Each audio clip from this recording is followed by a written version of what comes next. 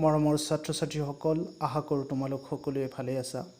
ছাত্ৰ ছাত্ৰীসকল, আজিৰ এই ভিডিঅ'টোৰ জৰিয়তে মই তোমালোকৰ সৈতে একচেটিয়া বজাৰ, যাক আমি ইংৰাজীত মনোপলি মাৰ্কেট বুলি কওঁ, এই একচেটিয়া বজাৰ বা মনোপলি মাৰ্কেটৰ ওপৰত আলোচনা কৰিব ওলাইছোঁ। এই ভিডিঅ'টোত মই আলোচনা কৰিম একচেটিয়া বজাৰ কি, একচেটিয়া বজাৰৰ বিভিন্ন বৈশিষ্ট্যসমূহনো কি বা লগতে কি কাৰণত, কেনেকুৱা ধৰণৰ কাৰণত একচেটিয়া বজাৰৰ উদ্ভৱ হ'ব পাৰে, এই সকলোবোৰৰ বিষয়ে মই বৃহৎভাৱে এই ভিডিঅ'টোৰ জৰিয়তে আলোচনা কৰিব ওলাইছোঁ। গতিকে ছাত্ৰ ছাত্ৰীসকল, তোমালোকে ভিডিঅ'টো আৰম্ভণিৰ পৰা শেষলৈকে গুৰুত্ব ও মনোযোগ সহকাৰে শুনিবা বুলি মই আশা কৰিলোঁ। ধন্যবাদ। ছাত্ৰ ছাত্ৰীসকল, একচেটিয়া বজাৰ বা মনোপলি মাৰ্কেট, মনোপলি অৰ্থাৎ একচেটিয়া বজাৰৰ যি সংজ্ঞা বা একচেটিয়া বজাৰ কাক বোলে, ইয়াৰ নামতে সোমাই আছে। অৰ্থাৎ একচেটিয়া বা যাক আমি ইংৰাজীত কৈ আছোঁ মনোপলি, ইয়াৰ নামতে এই বজাৰৰ সংজ্ঞা বা এই বজাৰ ব্যৱস্থানো কেনেকুৱা বজাৰ ব্যৱস্থা, আমি অলমষ্ট নামটো শুনিয়ে ক'ব পাৰোঁ। একচেটিয়া মতলব একপক্ষীয়, আৰু সেই পক্ষটো হ'ল কোন? ইয়াতে বিক্ৰেতা। মনোপলি শব্দটো কি হৈছে? মূলতঃ দুটা শব্দৰ পৰা উৎপত্তি। মনোপলি শব্দটো মূলতঃ দুটা শব্দৰ পৰা উৎপত্তি। এটা হ'ল মনো আৰু এটা হ'ল পলি। মনো মানে হৈছে এক আৰু পলি মানে হৈছে বিক্ৰেতা, অৰ্থাৎ এজন বিক্ৰেতা। গতিকে মনোপলিৰ যিটো সম্পূৰ্ণ মিনিং, সম্পূৰ্ণ অৰ্থ, সেইটো হ'ল এজন বিক্ৰেতা। গতিকে এই মনো আৰু পলি এই দুটাৰ সংজ্ঞাৰ পৰা দুটাৰ যি অৰ্থ, সেইটো হ'ল ছিংগল চেলাৰ, অৰ্থাৎ এজন বিক্ৰেতা। গতিকে আমি ইয়াৰ পৰাই মনোপলি বজাৰৰ সংজ্ঞা এনেধৰণে দিব পাৰোঁ যে যি বজাৰত উৎপাদনকাৰী বা বিক্ৰেতা মাত্ৰ এজনেই থাকে। লগতে কি হয়, দ্ৰব্যৰ কোনো বিকল্প দ্ৰব্য নাথাকে। বিক্ৰেতাৰ বস্তুটো বিক্ৰী কৰাত একচেটিয়া অধিকাৰ থাকে। তেনেধৰণৰ বজাৰ ব্যৱস্থাক কি বুলি কোৱা হয়? একচেটিয়া বজাৰ বা মনোপলি মাৰ্কেট বুলি কোৱা হয়। কি কৈছে ইয়াতে? যে কেৱল এজন চেলাৰ, ছিংগল চেলাৰ, নিৰ্দিষ্ট দ্ৰব্য এটাৰ মাত্ৰ এজন বিক্ৰেতা থকাৰ কাৰণে বিক্ৰেতাৰ কি হয়? একচেটিয়া অধিকাৰ থাকে, অৰ্থাৎ একপক্ষীয় অধিকাৰ থাকে যে তেওঁ দ্ৰব্যটো কিমান দামত বিক্ৰী কৰিব। তেওঁ কি কৰিব পাৰে? দ্ৰব্যৰ যোগান নিৰ্ধাৰণ কৰি তেওঁ দ্ৰব্যৰ দাম উঠানামা কৰাৰ অধিকাৰ বিক্ৰেতাজনৰ ইয়াতে আছে। আৰু লগতে কৈছে যে এই বজাৰত কি নাথাকে? কোনো ঘনিষ্ঠ বিকল্প নাথাকে। ঘনিষ্ঠ বিকল্প মানে হ'ল ক্ল'জ ছাবষ্টিটিউট। ঘনিষ্ঠ একেবাৰে নিকট বিকল্প। যেনেকুৱা এইটোৰ মিনিংটো মই অলপ এক্সপ্লেইন কৰিছোঁ এনেকুৱা ধৰণে, যেনেকুৱা ধৰি লোৱা চাহ আৰু কফি দুয়োটাই আমাক অলমষ্ট একেধৰণৰ উপযোগিতা দিয়ে। মানুহে চাহ যিটো কাৰণত প্ৰিফাৰ কৰে, কফিও সেই একে কামত প্ৰিফাৰ কৰে। দুয়োটাৰ অলপ ফ্লেভাৰত অলপ ডিফাৰেঞ্চ আহে।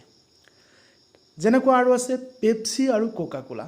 মানুহে পেপচিও যি কামত খায়, কোকা কোলাও সেই একে কামত খায়। যদি কি হয়, আজি যদি পেপচিৰ দাম বাঢ়ি যায়, কাইলৈ মানুহে কি কৰিব? কোকা কোলা খোৱা আৰম্ভ কৰিব। ঠিক তেনেধৰণে চাহৰ দাম যদি হঠাৎ বৃদ্ধি পাই যায়, তেতিয়াহ'লে মানুহে কি কৰিব আৰম্ভ কৰিব? কফি খাবলৈ আৰম্ভ কৰিব। গতিকে চাহৰ ঘনিষ্ঠ বিকল্প হ'ল কফি, পেপচিৰ ঘনিষ্ঠ বিকল্প হ'ল কোকা কোলা। কিন্তু ইয়াতে কৈছে যে একচেটিয়া বজাৰৰ যোনবিলাক দ্ৰব্য, অৰ্থাৎ একচেটিয়া বজাৰত যিবিলাক দ্ৰব্য বিক্ৰী কৰা হয়, সেই দ্ৰব্যবিলাকৰ কোনো ধৰণৰ তেনে ঘনিষ্ঠ বিকল্প দ্ৰব্য নাথাকে। আৰু ইয়াতে বিক্ৰেতাজনে বিক্ৰী কৰা দ্ৰব্যৰ ওপৰত বিক্ৰেতাজনৰ সম্পূৰ্ণ অধিকাৰ থাকে। তেওঁ ইচ্ছা কৰিলে দ্ৰব্যৰ দামো বঢ়াব পাৰে, কমাব পাৰে। কাৰণ ইয়াতে কি নাই? কোনো ঘনিষ্ঠ বিকল্প নাই। যদি তেওঁ দ্ৰব্যটোৰ দাম বঢ়াই দিয়ে, কনজিউমাৰ বা গ্ৰাহকৰ হাতত এনেকুৱা কোনো অপশ্যন নাই যে তেওঁ দ্ৰব্যটো দাম বঢ়োৱাৰ কাৰণে গ্ৰাহক বা উপভোক্তাজনে সেই একেধৰণৰ উপযোগিতা দিয়া বেলেগ এটা দ্ৰব্য প্ৰিফাৰ কৰিব বা বেলেগ এটা দ্ৰব্য ক্ৰয় কৰিব। তেনেকুৱা কোনো ধৰণৰ অপশ্যন ইয়াতে গ্ৰাহকৰ হাতত নাই। গতিকে গ্ৰাহকে দ্ৰব্যটো কিনিবলৈ বাধ্য। এতিয়া মই একচেটিয়া বজাৰৰ এটা অন্যতম উদাহৰণ দিওঁ তোমালোকক। বৰ্তমান সময়ত একচেটিয়া বজাৰত এক অন্যতম উদাহৰণ হ'ল ভাৰতীয় ৰেলৱে। কিয় কৈছোঁ ভাৰতীয় ৰেলৱে? চোৱা আজিৰ তাৰিখত আমি গুৱাহাটীৰ পৰা যদি দিল্লীলৈ যাবলগীয়া হয়, ধৰি ল'লোঁ আজি গুৱাহাটী টু দিল্লীত ৰেল টিকটৰ মূল্য হ'ল 800 টকা। যদি অহাকালি যদি চৰকাৰে কি কৰে, যদি টিকটৰ মূল্য ইণ্ডিয়ান ৰেলৱে যদি টিকটৰ মূল্য 800ৰ পৰা 900 টকালৈ বৃদ্ধি কৰে, আমাৰ হাতত ইণ্ডিয়ান ৰেলৱেৰ বাদে কিন্তু বেলেগ অপশ্যনে নাই। আমি সেই অধিক হাৰতেই দিল্লীলৈ যাবলৈ বাধ্য, কাৰণ আমি সেইখিনি এফৰ্ড কৰিব পাৰোঁ। হয়, পৰিবহণ ব্যৱস্থা আমাৰ হাতত আছে, অন্য আছে, যদি আমি বিমান সেৱা আছে, বাট সি কি হ'ব, আমাৰ কাৰণে বিমান সেৱাটো আমাৰ কাৰণে অত্যাধিক খৰচী হৈ যাব। আমি সেইখিনি এফৰ্ড কৰিব নোৱাৰোঁ কাৰণে আমি কি কৰিছোঁ, ৰেল সেৱা প্ৰিফাৰ কৰিছোঁ। বাছ সেৱাও আছে, ই কি হ'ব, অধিক খৰচী হোৱাৰ লগতে কি হ'ব, ই আমাৰ কাৰণে খৰচটো অধিক হ'বই, লগতে ই আমাক বেছি সময়ৰো প্ৰয়োজন হ'ব। গতিকে ইণ্ডিয়ান ৰেলৱেৰ কোনো ধৰণৰ ক্ল'জ ছাবষ্টিটিউট নাই, ইয়াৰ কোনো ঘনিষ্ঠ বিকল্প বা প্ৰতিকল্প নাই। যদি ই টিকটৰ মূল্য বৃদ্ধি কৰে, তথাপিও আমি সেইটো প্ৰিফাৰ কৰিবলৈ বাধ্য, কাৰণ ইয়াৰ কোনো অল্টাৰনেটিভ নাই। সেই একে দামত একে সময়ত আমাক দিল্লীলৈ লৈ যোৱা বেলেগ কোনো অপশ্যন ইণ্ডিয়ান ৰেলৱেৰ বাদে বেলেগ ক'তো নাই। গতিকে ইণ্ডিয়ান ৰেলৱেটো হ'ল মনোপলি মাৰ্কেট বা একচেটিয়া বজাৰৰ এক অন্যতম উদাহৰণ।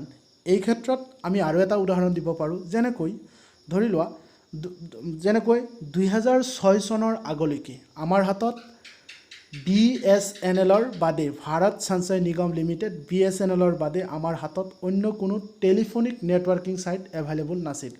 গতিকে সেই 2006 চনলৈ যদি BSNLে আমাৰ পৰা অধিক হাৰত মাচুল লৈছে বা অধিক হাৰত আমাৰ পৰা পইচা লৈছে, অধিক চাৰ্জ লৈছে, আমাৰ পৰা হাই চাৰ্জ লৈছে, আমাৰ হাতত কৰিবলৈ একো নাছিল। আমি সেইখিনি দিবলৈ বাধ্য, কাৰণ আমাৰ হাতত BSNLৰ বাদে বেলেগ কোনো অপশ্যন 2006 চনৰ আগলৈকে নাছিল। গতিকে BSNLেই হওক বা ভাৰতীয় ৰেলৱে বৰ্তমান সময়লৈকে এইবিলাক হ'ল মনোপলি বা একচেটিয়া বজাৰ ব্যৱস্থাৰ এক অন্যতম উদাহৰণ। গতিকে আমি পালোঁ মনোপলি শব্দটো ক'ৰ পৰা আহিছে, দুটা মূল শব্দ মনো আৰু পলিৰ পৰা আহিছে। মনো মানে হ'ল ছিংগল বা এক, আৰু পলি মানে হ'ল চেলাৰ, অৰ্থাৎ যি বজাৰত কেৱল এজন মাত্ৰ বিক্ৰেতা বা চেলাৰ থাকে, তেনে বজাৰে হ'ল মনোপলি বজাৰ ব্যৱস্থা। লগতে কি হয়, এই বজাৰ ব্যৱস্থাত দ্ৰব্যৰ কোনো ঘনিষ্ঠ বিকল্প নাথাকে, আৰু কি হয়, বিক্ৰেতাজনৰ দ্ৰব্যৰ ওপৰত সম্পূৰ্ণ অধিকাৰ থাকে। তেওঁ দ্ৰব্যৰ যোগানক নিয়ন্ত্ৰণ কৰি তেওঁ দ্ৰব্যৰ দামৰ উঠা নমা কৰাব পাৰে। তেওঁ যদি যোগান বজাৰত কমকৈ কৰায়, তেতিয়াহ'লে কি হ'ব, ডেফিনেটলি দাম বাঢ়ি যাব। আৰু আমাৰ হাতত যিহেতু বেলেগ কোনো অপশ্যন নাই, কাৰণ আগতেও কৈ আহিলোঁ বা এতিয়াও কৈছোঁ যে একচেটিয়া বজাৰত কি হয়, কোনো ঘনিষ্ঠ বিকল্প নাই। গতিকে কাষ্টমাৰ বা গ্ৰাহকজনে বিক্ৰেতাজনে বিক্ৰী কৰা দ্ৰব্যটো বিক্ৰেতাজনে যি দামত বিক্ৰী কৰিব, সেই দামত ক্ৰয় কৰিবলৈ বাধ্য। এতিয়া আমি আলোচনা কৰিম এই একচেটিয়া বা মনোপলি বজাৰৰ বৈশিষ্ট্যসমূহনো কি কি। একচেটিয়া বজাৰ বা মনোপলি মাৰ্কেটৰ বৈশিষ্ট্যসমূহৰ বিষয়ে আমি এতিয়া আলোচনা কৰিম। অৰ্থাৎ আমি কি কি কণ্ডিশ্যনত ক'ব পাৰোঁ একচেটিয়া বজাৰ বা মনোপলি মাৰ্কেট আমি নিৰ্ধাৰণ কৰিব পাৰোঁ। প্ৰথম কৈছে যে আমাক একচেটিয়া বজাৰৰ প্ৰথম বৈশিষ্ট্যটো আমাক কৈছে যে দ্ৰব্যটোৰ একমাত্ৰ বিক্ৰেতা। একচেটিয়া বজাৰত আমি এইখিনি কথা আগতেও কৈ আহিলোঁ যে অকল কি থাকিব, ছিংগল চেলাৰ, দ্ৰব্যটোৰ কেৱল মাত্ৰ এজন বিক্ৰেতা থাকিব, ইয়াতকৈ অধিক বিক্ৰেতা থাকিব নোৱাৰে, অৰ্থাৎ দুজন বিক্ৰেতা থাকিব নোৱাৰে। বিক্ৰেতাজনে যি দ্ৰব্যটো বিক্ৰী কৰিব, সেইটো দ্ৰব্য কেৱল তাৰ তাতে এভেইলেবল হ'ব। ইভেন আনকি তাৰ সেই দ্ৰব্যটোৰ কোনো ক্ল'জ ছাবষ্টিটিউটো বজাৰত নাথাকিব, অকল সেই এটা দ্ৰব্যই থাকিব। গতিকে কাষ্টমাৰে নিজৰ উপযোগিতা পূৰণ কৰিবলৈ সেই দ্ৰব্যটো বিক্ৰেতাজনে যি দামত বিক্ৰী কৰিব, সেই দামত ক্ৰয় কৰিবলৈ বাধ্য। যিহেতু বজাৰত এজন বিক্ৰেতা থাকিব, ইয়াৰ কাৰণে কি হয়, বজাৰত কোনো ধৰণৰ প্ৰতিযোগিতা নাথাকে। প্ৰতিযোগিতা থাকিলে কাষ্টমাৰ বা গ্ৰাহকৰ হাতত অপশ্যন থাকে, তেওঁৰ সুবিধা অনুসৰি তেওঁ এফৰ্ড কৰিব পৰা দামত তেওঁ দ্ৰব্যটো কিনিব পাৰিব। কিন্তু ইয়াতে যিহেতু কোনো ধৰণৰ প্ৰতিযোগিতা নাই, কাৰণ এজন চেলাৰ বা ছিংগল চেলাৰ, গতিকে ইয়াত কোনো ধৰণৰ প্ৰতিযোগিতা যিহেতু নাই, গতিকে কাষ্টমাৰৰ হাতত ইয়াতে কোনো ধৰণৰ ক্ষমতা নাই, সকলোবোৰ ক্ষমতা কেৱল বিক্ৰেতাৰ হাতত। ইয়াৰ উদাহৰণো দিছে যে দ্ৰব্যটোৰ এজন মাত্ৰ বিক্ৰেতা থাকিব, আৰু সেই তেনেকুৱা ছিংগল চেলাৰৰ উদাহৰণো ইয়াত দিছে। যেনেকৈ ইয়াতে দিছে যে ভাৰতীয় ৰেলৱে, মই আগতেও কৈ আহিলোঁ যে ইণ্ডিয়ান ৰেলৱে বৰ্তমান সময়লৈকে আমাৰ ভাৰতত মনোপলি মাৰ্কেটৰ এক অন্যতম উদাহৰণ। নেক্সট নম্বৰ 2 কৈছে যে ঘনিষ্ঠ প্ৰতিকল্পৰ অনুপস্থিতি। নম্বৰ 2 যোনটো বৈশিষ্ট্য সেইটো কৈছে যে ঘনিষ্ঠ প্ৰতিকল্পৰ অনুপস্থিতি। ঘনিষ্ঠ প্ৰতিকল্প মানে ক্লোজ ছাবষ্টিটিউট, একেবাৰে নিকট বিকল্প। মই আগতেও যেনেকৈ কৈ আহিলোঁ পেপচিৰ উদাহৰণ দিছোঁ, লগতে মই চাহ আৰু কফিৰ উদাহৰণ দিছোঁ। চাহৰ বিকল্প যেনেকৈ কফি, পেপচিৰ বিকল্প যেনেকৈ কোকা কোলা। ঠিক তেনেকৈ কি কৈছে যে একচেটিয়া বজাৰত যিবিলাক দ্ৰব্য বিক্ৰী কৰা হয় বা একচেটিয়া বজাৰত বিক্ৰেতাজনে যিবিলাক দ্ৰব্য বিক্ৰী কৰে সেই দ্ৰব্যবিলাকৰ কোনো ধৰণৰ ক্লোজ ছাবষ্টিটিউট নাথাকে। যেনেকৈ আগতে কৈ আহিলোঁ বা ইয়াতেও দিছে উদাহৰণটো, যেনে ভাৰতীয় ৰেলৱেৰ কোনো ধৰণৰ ক্লোজ ছাবষ্টিটিউট নাই। টিকটৰ দৰ বৃদ্ধি কৰিলেও আমি সেইটো দামতে টিকেট ক্ৰয় কৰি আমি আমাৰ যাতায়াত কৰিবলৈ আমি বাধ্য, কাৰণ বেলেগ অপশ্যন আমাৰ হাতত নাই। যোনবিলাক বেলেগ অপশ্যন আছে হয়তো সেইবিলাক কি হ'ব, হয়তো বা বহুত খৰচী হ'ব, সেইখিনি খৰচ আমি এফৰ্ড কৰিবলৈ হয়তো আমাৰ সামৰ্থ্য নাই, তাৰ কাৰণে আমি সেইটো ইণ্ডিয়ান ৰেলৱে প্ৰিফাৰ কৰোঁ। গতিকে তেওঁলোকে যদি টিকটৰ হাৰ 100-200 টকা বৃদ্ধি কৰে তাৰ পিছত হ'লেও আমি ইণ্ডিয়ান ৰেলৱে চুজ কৰিবলৈ বাধ্য। গতিকে সেইটোৱে কৈছে যে নম্বৰ 2 কেৰেক্টাৰিষ্টিক্সটো কৈছে যে ঘনিষ্ঠ প্ৰতিকল্প বা বিকল্পৰ অনুপস্থিতি। একচেটিয়া বজাৰত ঘনিষ্ঠ বিকল্প বা ক্লোজ ছাবষ্টিটিউট নাথাকে, সেইকাৰণে কনজিউমাৰৰ হাতত বেলেগ কোনো ধৰণৰ অপশ্যন নাথাকে। তেওঁ বিক্ৰেতাজনে বিক্ৰী কৰা দৰত দ্ৰব্যটো ক্ৰয় কৰিবলৈ বাধ্য। তৃতীয় বৈশিষ্ট্যটো কৈছে একচেটিয়া বজাৰৰ থাৰ্ড যোনটো কেৰেক্টাৰিষ্টিক্স সেইটো কৈছে যে প্ৰৱেশ আৰু প্ৰস্থানত নিষেধাজ্ঞা।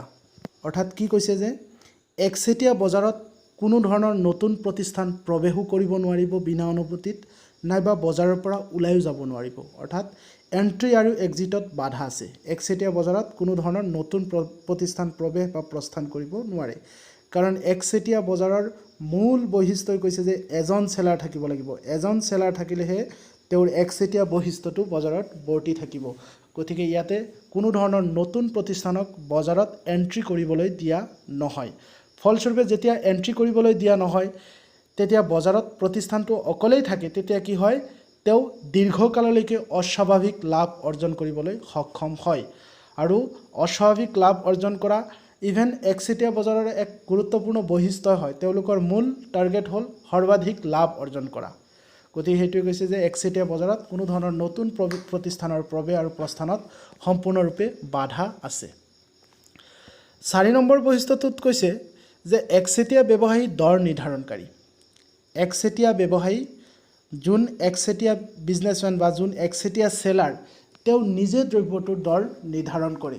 কেনেকৈ নিৰ্ধাৰণ কৰে চোৱা, যে দৰ নিৰ্ধাৰণকাৰী প্ৰতিষ্ঠান হৈছে এখন প্ৰতিষ্ঠান যি নিজৰ ইচ্ছা অনুসৰি দ্ৰব্যটোৰ দামক প্ৰভাৱিত কৰিব পাৰে। দৰ নিৰ্ধাৰণকাৰী প্ৰতিষ্ঠান হ'ল সেইবিলাক প্ৰতিষ্ঠান যিয়ে নিজৰ ইচ্ছা অনুসৰি তেওঁ ইচ্ছা কৰিলে দ্ৰব্যটোৰ দাম অধিকো ল'ব পাৰে, নাইবা কম দামতো দ্ৰব্যটো বিক্ৰী কৰিব পাৰে। গতিকে তেনেবোৰ প্ৰতিষ্ঠানক কোৱা হয় দৰ নিৰ্ধাৰণকাৰী। আৰু আমি একচেটিয়া বজাৰত সেইটো কেৰেক্টাৰিষ্টিক্স আছে বুলি আমি আগতেও পাই আহিলোঁ।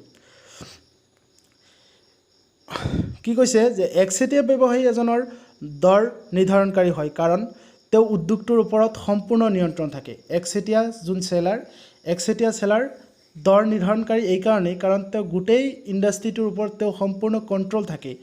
তদুপৰি তেওঁ কি কৰে, চাহিদা ৰেখাডালৰ সম্পৰ্কেও জ্ঞান থাকে। কৈছে যোনজন চেলাৰ, সেই চেলাৰজনৰ বজাৰত দ্ৰব্যটোৰ চাহিদা সম্পৰ্কে সম্পূৰ্ণৰূপে জ্ঞান থাকে। গতিকে তেওঁ বজাৰত দ্ৰব্যটোৰ চাহিদা যিহেতু তেওঁ জ্ঞান থাকে, তেওঁ বজাৰত দ্ৰব্যটোৰ যোগানক নিয়ন্ত্ৰণ কৰি দ্ৰব্যটোৰ দাম তেওঁ নিৰ্ধাৰণ কৰিব পাৰে।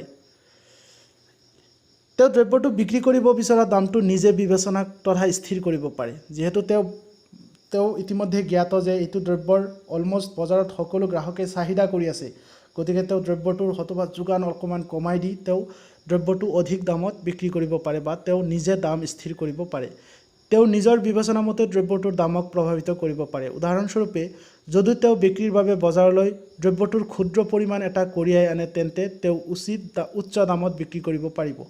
যিহেতু তেওঁ যোন সেলাৰজনৰ একচেটিয়া সেলাৰজনৰ যিহেতু বজাৰ সম্পৰ্কে সম্পূৰ্ণ জ্ঞাত আছে বা সম্পূৰ্ণৰূপে জ্ঞান আছে, তেওঁ কি কৰিব পাৰে, দ্ৰব্যটোৰ যোগানৰ এটা ক্ষুদ্ৰ অংশ বজাৰত মোকলাই সেই দ্ৰব্যখিনি উচ্চ দামত বিক্ৰী কৰি তেওঁ অধিক লাভ অৰ্জন কৰিব পাৰিব। 3 নম্বৰ কেৰেক্টাৰিষ্টিক্স কৈছে যে দৰ বিভেদীকৰণ অৰ্থাৎ প্ৰাইচ ডিফাৰেঞ্চিয়েশ্যন। দৰ বিভেদীকৰণটো হ'ল একচেটিয়া বজাৰ ব্যৱস্থাৰ এক অন্যতম গুৰুত্বপূৰ্ণ বৈশিষ্ট্য।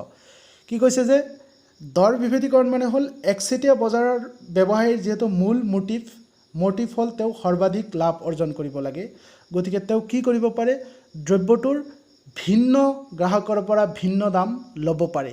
এই যে একচেটিয়া ব্যৱসায়ী ভিন্ন গ্ৰাহকৰ পৰা ভিন্ন দাম মানে একচেপ্ট কৰি আছে, এইটোৱে হ'ল দৰ বিভেদীকৰণ বা প্ৰাইচ ডিফাৰেঞ্চিয়েশ্যন।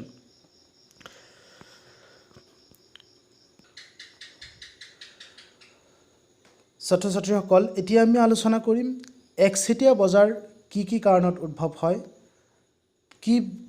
কোনবিলাক কাৰণত একচেটিয়া বজাৰ ব্যৱস্থাৰ উদ্ভৱ হ'ব পাৰে, ইয়াৰ অন্তৰালত থকা মূল কাৰণসমূহনো কি, সেই কাৰণসমূহৰ বিষয়ে আমি এতিয়া আলোচনা কৰিম। ইয়াতে কৈছে যে একচেটিয়া বজাৰ উদ্ভৱ হোৱাৰ মূল কাৰণসমূহ হ'ল নম্বৰ 1 কৈছে যে চৰকাৰে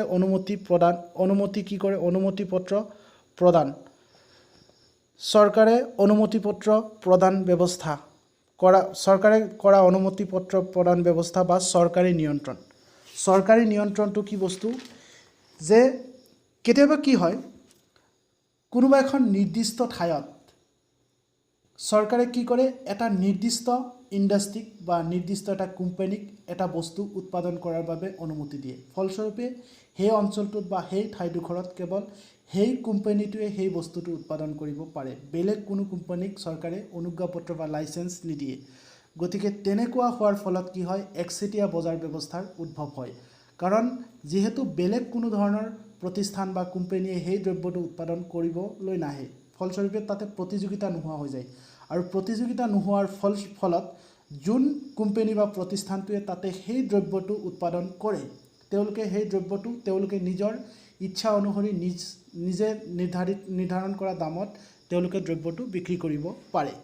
এই ক্ষেত্ৰত আমি এটা উদাহৰণ লওঁ, যেনেকুৱা ধৰি লোৱা চৰকাৰে কি কৰিলে, অসম চৰকাৰে আমাৰ অসমত কেৱল এটা চিমেণ্ট কোম্পানীক চিমেণ্ট প্ৰডাকশ্যন কৰাৰ পাৰ্মিশ্যন বা লাইচেঞ্চ দিলে। ফলস্বৰূপে কি হ'ব, যদি অকল এটাই চিমেণ্ট কোম্পানী থাকে, তেওঁলোকে একচেটিয়া ৰাজত্ব চলাব। তেওঁলোকে নিজৰ ইচ্ছা অনুসৰি চিমেণ্টৰ দাম নিৰ্ধাৰণ কৰিব আৰু কাষ্টমাৰে তেওঁলোকে নিৰ্ধাৰণ কৰা দামত ক্ৰয় কৰিবলৈ বাধ্য, কাৰণ কাষ্টমাৰৰ হাতত বেলেগ কোনো অপশ্যনে নাই, অকল এটা কোম্পানীয়ে চিমেণ্ট প্ৰডিউচ কৰি আছে, গতিকে আমি এনিহাও সেইটো আমি ল'বলৈ বাধ্য। গতিকে সেইটোৱে কৈছে, যদি চৰকাৰে কোনো নিৰ্দিষ্ট ঠাইত কোনো এটা নিৰ্দিষ্ট কোম্পানীক অনুজ্ঞাপত্ৰ বা লাইচেঞ্চ দিয়ে, ইয়াৰ ফলস্বৰূপেও মনোপলি বা একচেটিয়া মাৰ্কেটৰ এৰাইজ হ'ব পাৰে। নম্বৰ 2 কৈছে যে পেটেণ্ট স্বত্ব বা পেটেণ্ট অধিকাৰ বুলি কওঁ আমি। পেটেণ্ট অধিকাৰ মানে কি, এইটো তোমালোকে হয়তো বা বহুতে জানাও, যে এখন প্ৰতিষ্ঠানে কি কৰিলে, ছাপোজ ধৰি ললোঁ এটা আৰ্হি বা এটা আকাৰ নাইবা উৎপাদন কৰা দ্ৰব্যৰ অন্য এটা বৈশিষ্ট্যৰ বাবে যিকোনো এটা তেওঁলোকে কিবা এটা বস্তু প্ৰডিউচ কৰিলে, তেওঁলোকে বস্তুটো যি মডেলত প্ৰডিউচ কৰিলে, যি শ্বেপত প্ৰডিউচ কৰিলে, নাইবা উৎপাদিত দ্ৰব্যৰ অন্য কিবা এটা বৈশিষ্ট্যৰ বাবে পেটেণ্ট অধিকাৰ লাভ কৰিব পাৰে। আৰু পেটেণ্ট অধিকাৰ দিয়াৰ ফলত কি হয়, এনে অৱস্থাত কি হয়, অন্য কোনো প্ৰতিষ্ঠানে উৎপাদনকাৰীৰ সামগ্ৰীটোৰ নকল কৰিব নোৱাৰে। পেটেণ্ট অধিকাৰ যোনবিলাকে পায়, তেওঁলোকে প্ৰডিউচ কৰা দ্ৰব্যটোৰ বা সেই যি বস্তুটোৰ ওপৰত পেটেণ্ট অধিকাৰ পালে, সেই বস্তুটোৰ নকল কোনো ধৰণৰ বস্তু বেলেগ কোম্পানী বা বেলেগ প্ৰডিউচাৰে প্ৰডিউচ কৰিব নোৱাৰে। ফলস্বৰূপে কি হয়, একচেটিয়া বজাৰ উদ্ভৱ হৈ পৰে। আৰু এইটো সাধাৰণতে স্পেচিয়েলি ক'ত হয়, যে গৱেষণা আৰু উন্নয়নৰ বাবে এনে অধিকাৰ দিয়া হয়। যোনবিলাক ৰিচাৰ্চৰ যোনবিলাক বস্তু, তেনে দ্ৰব্যবিলাকৰ ক্ষেত্ৰত এনে পেটেণ্ট অধিকাৰ দিয়া হয়। নাইবা তোমালোকে, মই আৰু এটা সহজ উদাহৰণ দিওঁ, তোমালোকে কিছুমান কিতাপত দিয়া থাকে, চাবা পেটেণ্ট অধিকাৰ মানে উইদাউট পাৰ্মিশ্যনত সেইটোৰ নকল কোনেও ওলাব নোৱাৰে। কিতাপৰ ক্ষেত্ৰত পেটেণ্ট অধিকাৰ দিয়া থাকে, যে যোন পাব্লিকেশ্যনৰ পাৰ্মিশ্যন অবিহনে সেইটো কিতাপ বা সেই বুকছটো বেলেগ কোনো পাব্লিকেশ্যন বা পাব্লিশ্বাৰে প্ৰডিউচ কৰিব নোৱাৰে। সেইটো কি হ'ব, ক্ৰাইম হৈ যাব। এই এনেকুৱা ধৰণৰ চৰকাৰে এনেকৈ দিয়া পেটেণ্ট অধিকাৰবিলাকৰ কাৰণেও কি হয় একচেটিয়া বা মনোপলি মাৰ্কেটৰ উদ্ভৱ হ'ব পাৰে। একচেটিয়া বজাৰ উদ্ভৱ হোৱাৰ 3 নম্বৰ কাৰণটো আমাক কৈছে যে কাৰ্টেল আমি সকলোৱে শুনি থাকোঁ কাৰ্টেল বাট আমি হয়তোবা বহুতে নাজানো এই কাৰ্টেল মানেনো কি, কাৰ্টেল মানে কি। আমি কেৱল শুনি থাকোঁ কাৰ্টেল আছে, কাৰ্টেল লাগে, কিবা কাৰ্টেল হৈ আছে, বাট কাৰ্টেলৰ হয়তোবা মূল মিনিংটো আমি বহুতে নাজানো। চিম্পল কথাত যে কাৰ্টেল হ'ল কি হয়, যেতিয়া কিছুমান প্ৰতিষ্ঠানে নিজৰ পৰিচয় অক্ষুণ্ণ ৰাখিবলৈ তেওঁলোকে কি হয় নিজৰ যোনটো পৰিচয় ধৰি লোৱা 4-5টা প্ৰতিষ্ঠান একলগ হৈ তেওঁলোকে নিজৰ অস্তিত্ব বা অক্ষুণ্ণ ৰাখিবলৈ তেওঁলোকে কি হয় একগোট হয়, আৰু একগোট হৈ তেওঁলোকে কি কৰে একচেটিয়া প্ৰতিষ্ঠান হিচাপে বিভিন্ন ধৰণৰ দ্ৰব্য উৎপাদন কৰে, আৰু তেওঁলোকৰ উৎপাদিত দ্ৰব্যৰ দৰ নীতিৰ সমন্বয় সাধন কৰে। তেওঁলোকে যিবিলাক বস্তু প্ৰডিউচ কৰিব তেওঁলোকে গোটেইকেইটা 3-4টা প্ৰতিষ্ঠানে একলগ হৈ মিলি প্ৰডিউচ কৰিব, প্লাছ তেওঁলোক গোটেইকেইটা দ্ৰব্যটো একেটা দামত বিক্ৰী কৰিব।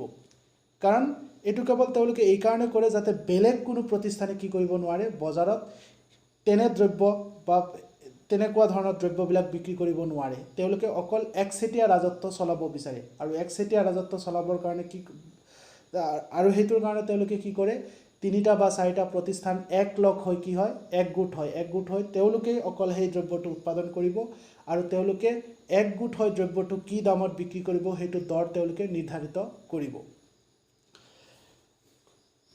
1970 দশকত প্ৰথম অপেক নামৰ এটা কাৰ্টেল গঠন হৈছিল। Organisation of petroleum exporting country, বাল্ফৰ কাণ্ট্ৰিবিলাকত মিলি এই অপেক নামৰ কাৰ্টেলটো 1917 দশকত গঠন হৈছিল। আজিৰ তাৰিখলৈকে কেৱল লিগেল কাৰ্টেল বুলি ক'লে সেই অপেককে ক'ব পাৰোঁ। ইলিগেল কাৰ্টেলটো বহুত আছে, বাট লিগেল কাৰ্টেল বুলি ক'লে opaque organisation of petroleum exporting countries যোনটো সেইটোৱে হ'ল লিগেল, বৰ্তমান সময়লৈকে লিগেল কাৰ্টেল। সেই অকল অপেকেই হ'ল লিগেল কাৰ্টেল। গতিকে কাৰ্টেল মানে আমি কি বুজিলোঁ যে কাৰ্টেল মানে কি হয়, ইয়াতেও কৈছে যে কেতিয়াবা কি হয় এডল বা এথোপ প্ৰতিষ্ঠান একলগে কাম কৰিবলৈ সন্মত হয় আৰু একচেটিয়া বজাৰৰ সৃষ্টি হয়। যেতিয়া 4-5জন প্ৰডিউচাৰে একলগ হৈ দ্ৰব্য এটা প্ৰডিউচ কৰে তেনেকুৱা ক্ষেত্ৰতো একচেটিয়া বজাৰৰ সৃষ্টি হয়, কাৰণ তেওঁলোকে বেলেগ প্ৰডিউচাৰত সেই দ্ৰব্যটো উৎপাদন কৰাৰ কোনো চান্স নিদিয়ে। তেওঁলোকে 4টা বা 5টা প্ৰতিষ্ঠান একলগ হৈ মিলি তেওঁলোকে একেধৰণৰ দ্ৰব্য উৎপাদন কৰিব, আৰু তেওঁলোক আটাই মিলি দ্ৰব্যটোৰ দৰো নিৰ্ধাৰণ কৰিব। গতিকে তেনেকুৱা সংগঠনবিলাকক কোৱা হয় কাৰ্টেল। আৰু কাৰ্টেল কি পালোঁ যে ৰপ্তানি দেশবোৰে তেল উৎপাদনকাৰী দেশবোৰে মিলি এটা কাৰ্টেল গঠন কৰিছিল 1970 দশকত, আৰু এইটো হ'ল অপেক, যাক আমি সম্পূৰ্ণ ৰূপত organisation of petroleum exporting countries বুলি কওঁ। এইটোৱে হ'ল আজিলৈকে বৰ্তমান সময়লৈকে একমাত্ৰ লিগেল কাৰ্টেল। নেক্সট 4 নম্বৰ কৈছে যে স্বাভাৱিক নিষেধাজ্ঞা বা বাধা। কেতিয়াবা কি হয় স্বাভাৱিক বিষয় হিচাপেও একচেটিয়া ব্যৱসায়ৰ অৱস্থিতি থাকিব পাৰে। কৈছে যে কিছুমান নেচাৰেল কাৰণতো প্ৰাকৃতিক কাৰণতো কেতিয়াবা একচেটিয়া বজাৰৰ উদ্ভৱ হ'ব পাৰে। কেনেকুৱা ধৰণৰ কৈছে যে যেতিয়া উদ্যোগ এটাত মিতব্যয়িতাৰ মাত্ৰা ইমানেই বৃহৎ যে কেৱল একমাত্ৰ প্ৰতিষ্ঠানেহে ন্যূনতম সুদক্ষতাৰ নিৰিখত উপনীত হ'ব পাৰে। কেতিয়া হয়তোবা সেয়া বহুত বেছি পৰিমাণে খৰচ কৰিব লাগে সেইটো ইণ্ডাষ্ট্ৰিৰ কাৰণে বা সেইটো দ্ৰব্য প্ৰডিউচ কৰাৰ কাৰণে, আৰু তেওঁলোকৰ যোনটো মানে যিটো এফিচিয়েণ্ট ৱেত প্ৰডিউচ কৰিব লাগে, যোনটো সুদক্ষতাত প্ৰডিউচ কৰিব লাগে দ্ৰব্যটো, সেইটো কেৱল এখন প্ৰতিষ্ঠানৰ আছে। তেনে অৱস্থাত কি কৰে অকল সেই প্ৰতিষ্ঠানে বা সেই ইণ্ডাষ্ট্ৰিটোৱে সেই দ্ৰব্যটো উৎপাদন কৰিব পাৰে। বেলেগৰ তাত সেইটো হয়তোবা ফাইনেন্সিয়েল ক্ৰাইচিছৰ কাৰণে হওক বা উপযুক্ত সুদক্ষতা নাই সেইকাৰণে উৎপাদন কৰিব নোৱাৰে। গতিকে তেনে অৱস্থাত যোন কোম্পানীটোৱে দ্ৰব্যটো প্ৰডিউচ কৰিব অকল তেওঁলোকে কি কৰিব দ্ৰব্যটোৰ একচেটিয়া ৰাজত্ব চলাব। গতিকে তেনেকুৱা কাৰণত কেতিয়াবা এনেকুৱা ধৰণৰ স্বাভাৱিক কাৰণতো একচেটিয়া বজাৰৰ উদ্ভৱ হ'ব পাৰে। আমাক পৰীক্ষাত কেতিয়াবা প্ৰশ্ন সোধে যে এই যে আমি কৈ আছোঁ একচেটিয়া বজাৰ মনোপলি মাৰ্কেট, একচেটিয়া বজাৰ মূলতঃ একচেটিয়া বজাৰ যে উদ্ভৱ হয় ইয়াৰ কাৰণে পাৰ্মিশ্যন কোনে দিয়ে? প্ৰডিউচাৰে একচেটিয়া বজাৰ উদ্ভৱ কৰে, বিক্ৰেতাজনে একচেটিয়া বজাৰ উদ্ভৱ কৰে, নে কোনে কৰে? গতিকে একচেটিয়া বজাৰ উদ্ভৱ হোৱাৰ যিকেইটা মূল কাৰণ, নম্বৰ 1 পালোঁ আমি অনুজ্ঞাপত্ৰৰ ব্যৱস্থা, নম্বৰ 2 পালোঁ পেটেণ্ট চৰ্ত, নম্বৰ 3 পালোঁ কাৰ্টেল গঠন, আৰু লাষ্টৰটো পালোঁ যে প্ৰাকৃতিক নিষেধাজ্ঞা বা স্বাভাৱিক নিষেধাজ্ঞাৰ ফলস্বৰূপেও আমাৰ একচেটিয়া বজাৰ মানে উদ্ভৱ হ'ব পাৰে। গতিকে আমি এইকেইটা কাৰণৰ পৰা আমি এটা কথা বুজিব পাৰিলোঁ যে অনুজ্ঞাপত্ৰ যিহেতু চৰকাৰে দিয়ে, পেটেণ্ট অধিকাৰো যিহেতু চৰকাৰে দিয়ে, কাৰ্টেল গঠনো যিহেতু লিগেল কাৰ্টেল হ'লে চৰকাৰৰ মানে অনুমতি অনুসৰিয়ে গঠন হয়। গতিকে আমি এইখিনিৰ পৰা এইটো ক'ব পাৰোঁ যে একচেটিয়া বজাৰ উদ্ভৱ হয় যে ইয়াৰ পাৰ্মিশ্যন চৰকাৰে দিয়ে। গতিকে আজিৰ ভিডিঅ'টো এইখিনিতে সামৰিব লৈছোঁ। আশা কৰোঁ তোমালোকে ভিডিঅ'টো বুজিব পাৰিছা। ধন্যবাদ।